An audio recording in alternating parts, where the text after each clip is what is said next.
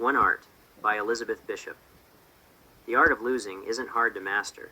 So many things seem filled with the intent to be lost that their loss is no disaster. Lose something every day. Accept the fluster of lost door keys, the hour badly spent. The art of losing isn't hard to master. Then practice losing farther, losing faster. Places and names, and where it was you meant to travel. None of these will bring disaster. I lost my mother's watch. And look, my last, or next to last, of 3 loved houses went. The art of losing isn't hard to master. I lost 2 cities, lovely ones, and vaster. Some realms I owned, 2 rivers, a continent. I missed them, but it wasn't a disaster. Even losing you, I shan't have lied. It's evident the art of losing's not too hard to master, though it may look like disaster. Greetings, friends. Welcome to the Pin Tool Podcast. My name is Al Wayman, owner of Creek Road Pottery in Laceyville, Pennsylvania, next to the cold Tuscarora Creek. Pull up a chair around the wheel as we discuss topics concerning the art and craft of pottery, good books, storytelling, marketing, and creating work that matters for folks who care. Greetings, friends. Welcome to the Pin Tool Podcast. This is episode 1, season 5. And I just got an email saying that I had 20,000 downloads. And I wanted to thank everyone for their generosity in listening. I never look at the stats, and the only way I know is when I get those emails on those landmarks. So, thank you. I didn't think anybody would listen. I only make the podcast for myself and one other person, and that's you. And that's very liberating because I don't do ads. I never took ad money, never do any of that. And I can pretty much run the podcast how I like, and I love the idea of being independent, right? So, thank you for coming back for another season 5, and thank you for putting me over the 20,000 download mark. It's greatly appreciated, and I am truly humbled. So thank you. So for season 5, I had quite a few things that I wanted to get into this year. One of those would be doing a few interviews. I have not done interviews in all 5 seasons. Most of the podcasts that are out there are podcasts that do that, and you can listen to those. But I never have. Not that I want to make the whole podcast about myself, but I just thought a lot of times the interviews, there's a lot of them, and it's what people were doing.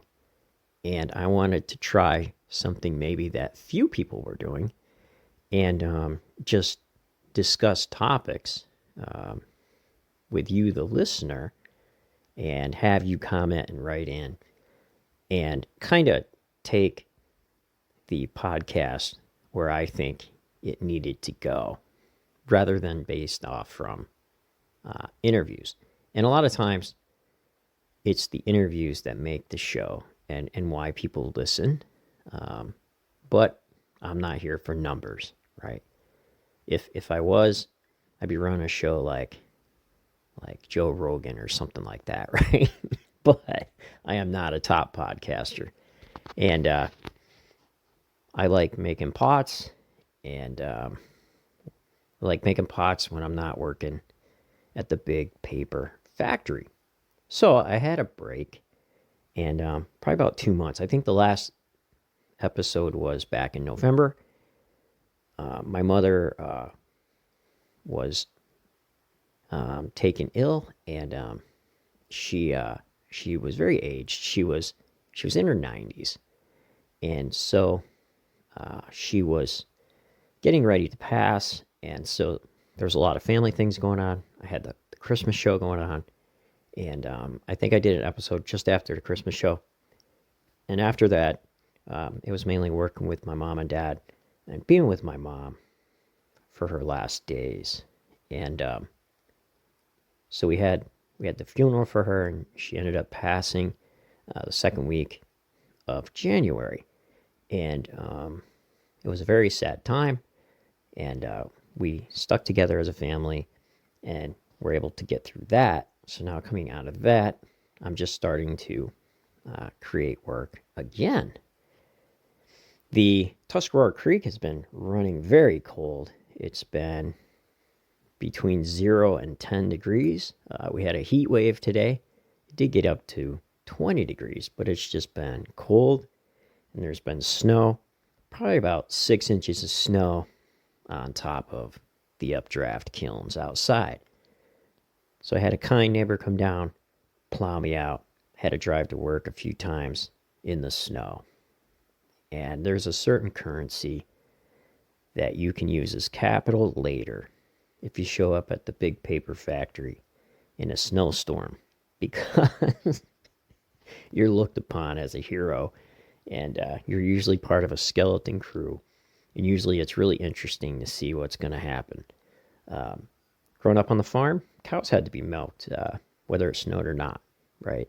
So I was taught, to go to work, and I always tried. My team leader, he lives probably about 3 or 4 miles down the road from me, and he has a four-wheel drive truck, so he followed me home to be sure I got home. And the joke was he needed to get me home so he could be sure that I'd come back the next day. But he was nice enough while I was dealing with the passing of my mom and working with my father and all, to bring me 2 loads of firewood so I could fire up the wood stove. And I'm sitting in front of it now, the big Mama Bear Fisher cast iron wood stove. Had that going in the basement. A while back, I used the wood stove to dry pots, both for the fall and spring shows. But now I got the heat box, and I don't need to heat up the wood stove because it'd roast us right out of the house if it wasn't cold enough. But since the price in electricity has gone up, having the wood stove has been a blessing, to say the least. And I love wood heat. It's a warm kind of heat that you can sit around all day and pass time and drink coffee. So that's what I've been doing. Just been relaxing and trying to get back into the work. I did a little show at a little wine fest, and I was invited to a show near Philly. It was a tea festival, but I'm not going to be able to make it down there simply because it's 3 hours away, one way, and it's a 2-day show. I would have to stay overnight, and they called me kind of late, I think, and so I'd only have a couple weeks to make pots for that show. I could do it. I've done shows, started pots Monday, got them out Thursday, at the show Saturday. So it's something I could do. However, with everything going on and the distance, I wasn't able to schedule a place to stay overnight. But I have the Bunny Trail, my spring show, coming up March 13th. And so I'll be making pots for that. All right, so today we're just going to have a little fireside chat. So go ahead and get your coffee and meet me back here in the studio around the big Fisher stove in my basement. And we'll have a chat about life and what's happening and looking at the year ahead. All right, so I'll see you then.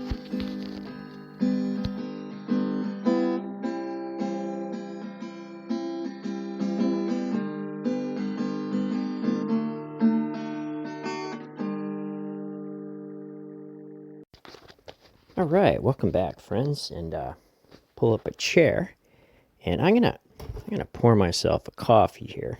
This is a pour over.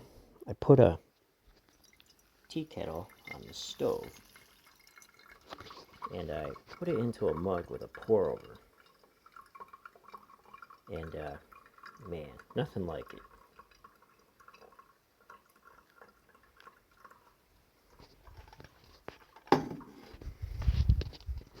So I've been thinking, being that it's the new year, 2026, congratulations, you survived. And this year, the Pottery, here at Creek Road Pottery, February 10th, my birthday, it will be 10 years old. And so I think I'm going to have some customer appreciation time around some of the shows because it's year 10. The pottery business I created was a birthday gift to myself. And so 10 years I've been selling pots here. And some of the first pots I made, I was using a little Amico updraft kiln that I got probably 20 years previous to that. And my father actually came down and helped me pick it up. I was still at the All Women's Pottery. We drove up here to Laceyville. Little did I know I'd be living here. But there was a gentleman across the river at this little place. He had a garage upstairs, and he had this little Amico updraft gas kiln. So that was my first kiln I bought.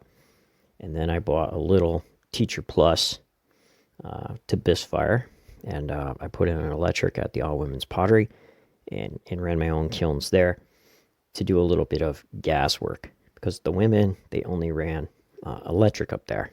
So yeah, so I started with the little Amico updraft. I made my first shave bowls for my brother-in-law, and he enjoyed it, so I sold a few to him and his brothers and their friends, and they introduced me to the Facebook groups of the shavers, and so it just took off from there.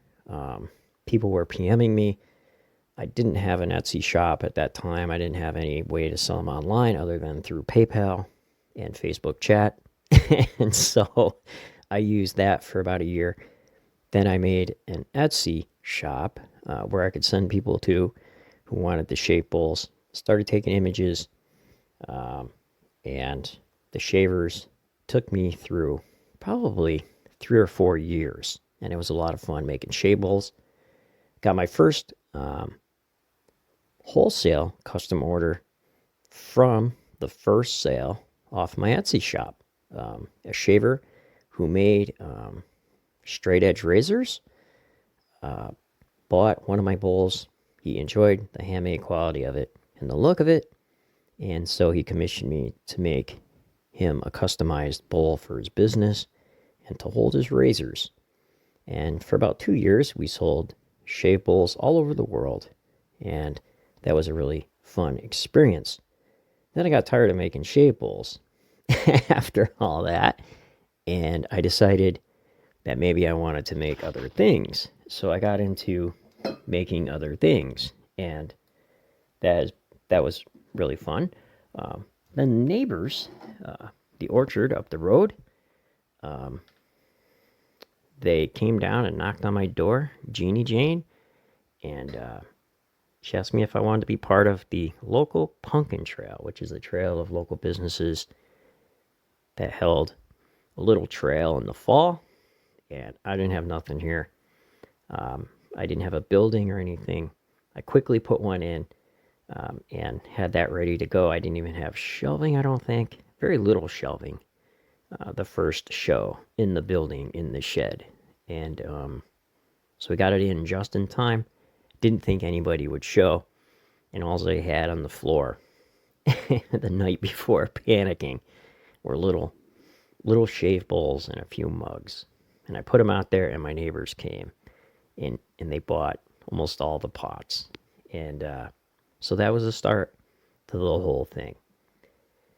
So moving on, what I'd like to do is talk about your mission statement, core values, and guiding principles. I think I talked about that last January, because at the beginning of each year, I like to do direction setting.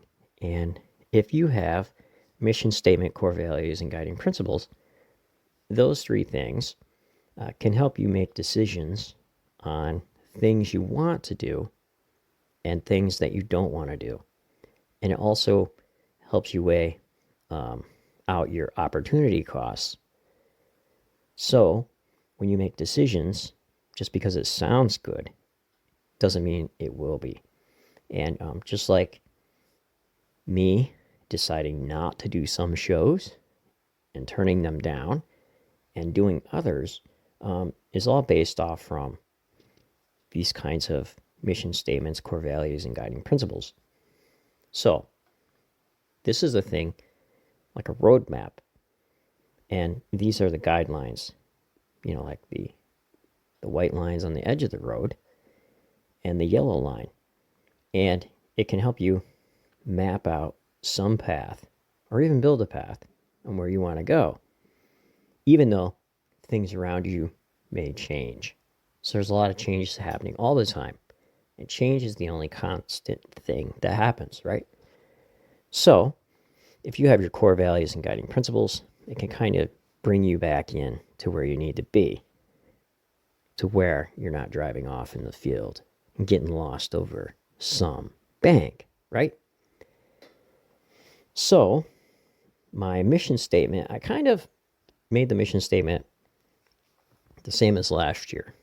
And so the mission statement says, this is mine. You need to make your own, because we're all different and we all make different work. We all ask different questions.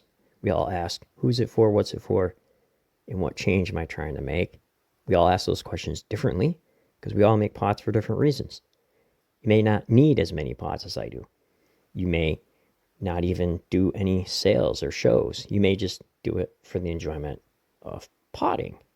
So, my mission statement for what I do here, I just put at Creek Road Pottery, I create handmade pottery for those who value authentic craftsmanship, from affordable everyday pieces for hardworking families to premium wood-fired, gas-fired work for those seeking something extraordinary. A portion of the proceeds go to support those in need in our community. I'd like to start to teach traditional pottery and firing techniques to those who choose the hard way, meaning embracing failure. Soon, through workshops and community firings, students will learn what failure is a part of mastery, and that transformation happens through struggle and fire. So whether you're buying a mug or joining a wood firing, you're a part of a community that values craftsmanship, tradition, and the stories we tell through clay. So I put that in there because I really need to get that wood kiln done this year. And so that's going to be a huge push, year 10, finish that wood kiln and do a wood firing in the fall or sooner if I can, to try it out. So my core values, same as last year: safety, quality, integrity, community building, and customer service. And then my guiding principles are creativity, organization, and community mindedness.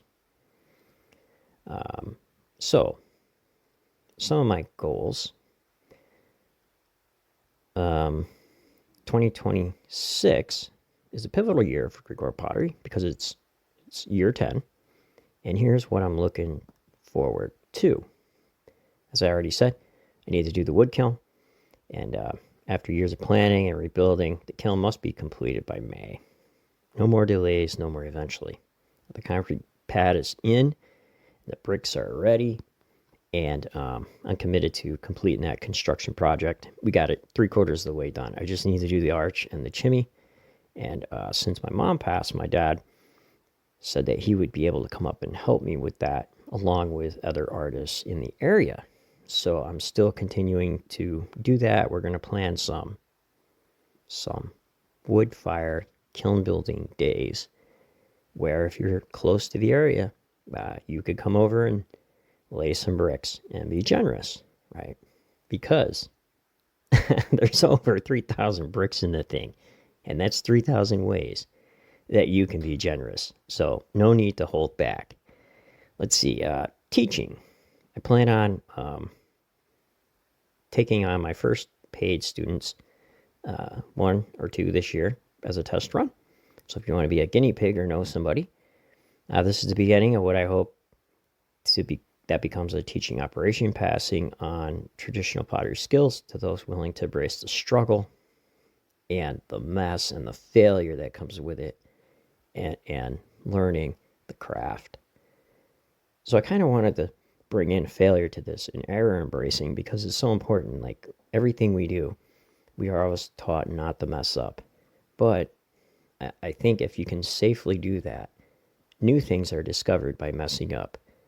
I know right now 5 glazes that were made by messing up, and at least 10 things that I do now that I repeated that was a mess up, but now it's done intentionally, right? Because you found a new technique, and your mess up was something that you repeated, put it in your process, and now it's part of your work and what it says about you, right? So if you know somebody that might be interested in learning pottery, let them know. See, premium work. So I wanted to do semi-custom orders. Not custom orders to where they tell me it's exact, but custom orders in, hey, can you make me what I already make? So that way I'm picking what I make and I'm picking my customers. Starting to create larger and more specialized pieces. I want to do more of the baking dishes, serving platters, and decorative work. And also plate settings in the wood kiln would look beautiful. And that's made for folks who want something beyond the everyday mug. And these pieces are made to be shown off and used at gatherings and to be passed down maybe. And they're tools for bringing people together around the table. And I think I brought that up before, that if I make larger pieces, you're going to have to share it with somebody because you possibly can't eat the whole thing yourself if you're using a bigger baking dish. So I'm forcing you to invite somebody to dinner. This isn't abandoning affordable pottery. The everyday mugs and bowls will always be there for working families. So Simon Leach calls the mugs and bowls general purpose items. So I'm still going to have the general purpose. I'm also going to make space for that premium work that funds my mission statement and core values and guiding principles. Let's see. It's going to be more about selling pots. It's about building something that lasts, a place where traditional skills are taught and where fire brings people together. That'll be happening when you come to help me fire out the wood kiln, where craft matters more than convenience, right? So I might be doing more difficult forms rather than popping off 50 mugs, straight mugs, non-trimmies, all with handles, right? So I'd like to be a little more detailed, a little more complex, see where that goes. So that's my big goal. So hopefully I can do some of those things, and hopefully you can sit down and figure out your mission statement, your core values and guiding principles. And feel free to let me know in the show notes or to send me an email and what your goals are and what you think you might like to do this year in 2026. Because the future is built every day, right? So the past is gone. You have a clean slate actually every day to choose differently than you did before. And to me, that is very powerful. It's very freeing, and it's very amazing. Okay, friends, take care. And until next time, happy making.